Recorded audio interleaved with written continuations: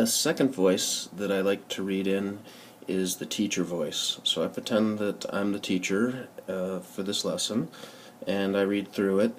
And I've got a couple examples from lesson 3.1, the teacher notes, and then one from 3.1 part B. If you have your 3.1 part A teacher notes out, then down at the bottom is where my first comment comes from. And it says to lay out a 20 by 20 square in a classroom. The activity itself seems great. The question is really, is that practical in all colleges? And the reason I bring that up is, for instance, at my college, if you have a classroom that's usually controlled by the English division but has a math teacher every once in a while, would the math teacher feel comfortable laying out tape in that room? I also thought that laying out 80 feet of tape, if you only have a few minutes between classes, might not be practical. So here's what I wrote. How about we cut the room in half or quarter instead of laying out a 20 by 20 square, or at least have that as an option because some rooms are used all the time.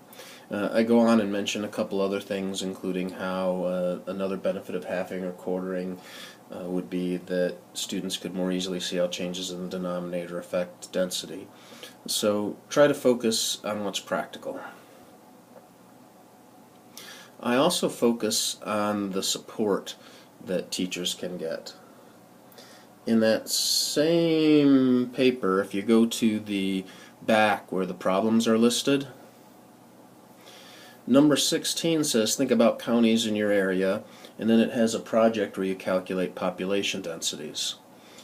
My concern was that then every teacher in the world would have to rediscover links to find out populations of counties.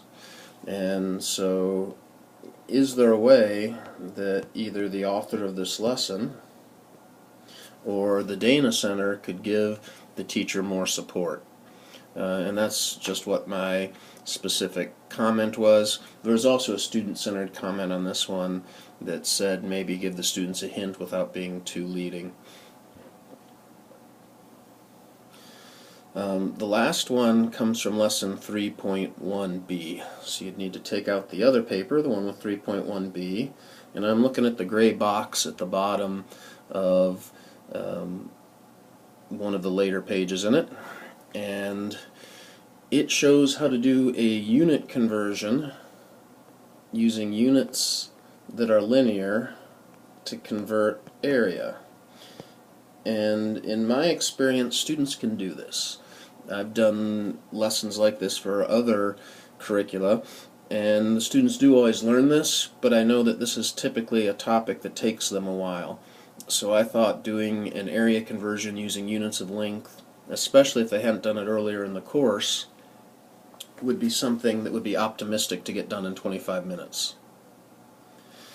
And my comments were pretty straightforward here. They just said that this will take longer than 25 minutes probably because of the units of area conversion.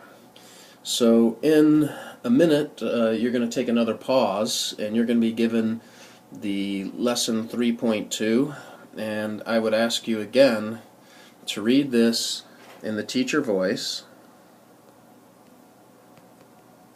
And as you read in the teacher voice, try to keep in mind whether the lessons would be practical in your school, whether there's areas where you think the teachers could be given more support, and overall just keep in mind your experience. Pretend that you were doing the lesson. What would you do differently? What do you think will work well? What do you think won't work well? You'll have a chance to share that with a partner, and then a chance to share it with the group.